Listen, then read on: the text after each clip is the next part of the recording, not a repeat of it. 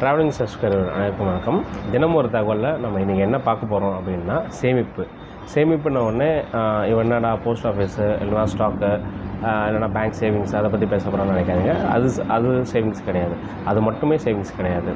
நம்ம என்ன சொல்ல போகிறோம்னா இன்றைக்கி பார்த்திங்கன்னா, நம்ம வீடுகளில் நம்ம தினசரி வாழ்க்கையில் செலவு பண்ணுற தண்ணீராகட்டும், மின்சாரமாகட்டும், உணவாகட்டும், டிரான்ஸ்போர்ட், இது எல்லாத்தையுமே நம்ம எந்த சிறந்த முறையில் சேமித்தாலே நமக்கு அது ஒரு சிறுதுளி பெருவெள்ளம் மாதிரி தினசரி சேமிப்பு தான்.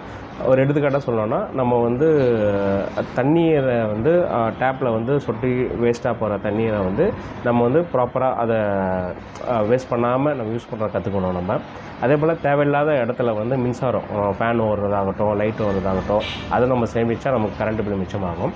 அதே போல் உணவு, இப்போது நம்ம சாப்பிட்ற சாப்பாடை எவ்வளோக்கு எவ்வளோ நம்ம வேஸ்ட் பண்ணுறோமோ அவ்வளோக்கு எவ்வளோ அது பொருளாதாரத்தில் நேரடியாக அது அஃபெக்ட் பண்ணும். அதே போல் டிரான்ஸ்போர்ட்டுன்றது இப்போது ஒரே ஏரியாவிலேருந்து ஒரே ஏரியாவுக்கு 2 நபர்கள் தனித்தனி வண்டியில் போகிறதுக்கு பதிலாக நம்ம ஷேரிங்காக போகணும். முடிஞ்ச அளவுக்கு ஷேரிங்காக போகணும். இன்றைக்கி பார்த்திங்கன்னா, ஒருத்தர் ட்ராவல் பண்ணுறதுக்கு நம்ம கார் யூஸ் பண்ணுறதுக்கு பதிலாக ரேப்பிடோ யூஸ் பண்ணலாம். ஒரு 2 பேர் யூஸ் பண்ணுறதுக்கு நம்ம கார் யூஸ் பண்ணுறதுக்கு பதிலாக ஒரு ஆட்டோ யூஸ் பண்ணலாம். அதே போல் ஃப்ரெண்ட்ஸோடு ஷேர் பண்ணி போகலாம்.